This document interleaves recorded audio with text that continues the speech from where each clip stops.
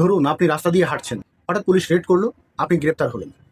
আপনার কাছে কোনো মাদকই নেই, কিন্তু আপনি যদি মাদক মামলার আসামি হয়ে যান, এমন পরিস্থিতিতে আপনার জীবন এবং ক্যারিয়ার কি ধ্বংস হয়ে যাবে না বলেন?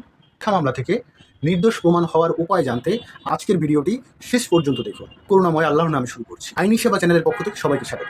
আমরা মাদকের বিরুদ্ধে জিরো টলারেন্স নীতি অনুসরণ করি, কিন্তু আইনি লড়াই করতে গিয়ে আমরা প্রায়ই দেখি অনেক নির্দোষ মানুষই কিন্তু পরিস্থিতির শিকার হয়ে গেছেন মাদক মামলায়, ফেঁসে গেছেন কোনো কারণ ছাড়া। আজকে আমরা তাদেরই আইনি অধিকার নিয়ে এই এপিসোডটি তৈরি করেছি। চলুন জেনে নেওয়া যায়। মাদক মামলায় সন্দেহভাজন হিসেবে গ্রেপ্তার হলে আপনার করণীয় কী?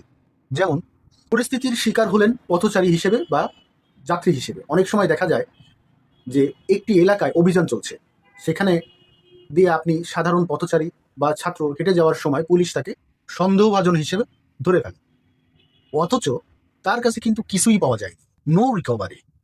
আবার অনেকে বাসে বা গাড়িতে যাতায়াতের সময় সহযাত্রীর কাছে মাদক থাকায় পুরো গাড়ির যাত্রী ফেঁসে যায়। এই ক্ষেত্রে আপনার বাঁচার উপায়টা কি হতে পারে, চলুন সে বিষয়টাও একটু জেনে নিই। মাদক মামলায় ফাইনাল রিপোর্ট বনাম চার্জশিট। মাদক মামলায় তদন্ত ও চার্জশিট পর্যায়ে একজন ভুক্তভোগী কি করণীয়, সেটা হচ্ছে মামলা হওয়ার পর তদন্ত কর্মকর্তা আইও তদন্ত করবেন। যদি আপনি সত্যিই নির্দোষ হন এবং আপনার বিরুদ্ধে কোনো প্রমাণ না থাকে, তবে পুলিশের উচিত ফাইনাল রিপোর্ট দেওয়া। কিন্তু যদি ভুলবশত চার্জশিট হয়েই যায়, তবে আপনাকে কিন্তু ট্রায়াল বা বিচারিক যে স্টেজটা সেটাকে কিন্তু আপনাকে ফেস করতে হবে। এই ক্ষেত্রে ঘাবড়ানোর কোনো কিছুই নাই।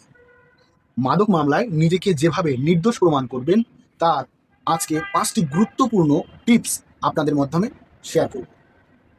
চলুন জেনে নেওয়া যাক। 1 নাম্বার হচ্ছে উদ্দেশ্য প্রমাণ করুন।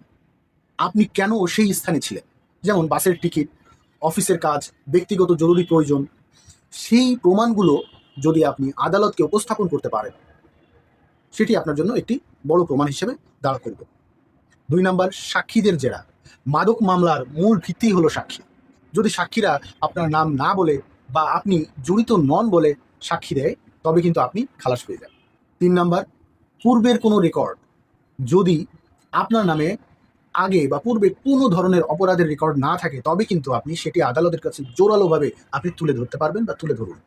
এবং 4 নাম্বার রিকভারি লিস্ট। আপনার কাছে বা আপনার কাছ থেকে কিছু উদ্ধার হয়নি, কিছুই পাওয়া যায়নি, এই বিষয়টি আইনিভাবে আপনাকে প্রতিষ্ঠা করতে হবে। এবং 5 নাম্বারে অবশ্যই আপনার অভিপ্রায়টা কী ছিল সেটিও কিন্তু আদালতকে আপনাকে বোঝাতে হবে। আপনার যে মাদক কেনা বেচা বা সেবনের কোনো উদ্দেশ্যই ছিল না, তা আপনার আইনজীবীর মাধ্যমে কিন্তু ফুটিয়ে তুলতে হবে মাদক মামলায় জামিন পাওয়ার জন্য। মাদক মামলায় জামিন পাওয়ার নিয়ম হচ্ছে, যেমন নিম্ন আদালতে জামিন না হলে মহানগর দায়রা জজ বা জেলা জজ আদালতে আপনাকে কিন্তু যেতে হবে।